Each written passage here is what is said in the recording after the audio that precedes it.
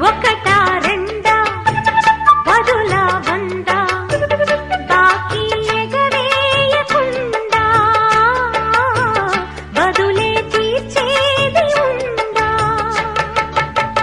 మెదడే ఉందా మతిపోయిందా సాలే మీ కాకి గోలా వేళ పాడంటూ లేదా ఏమైంది భాగ్యం కథ కదిలిందా లేదా కథ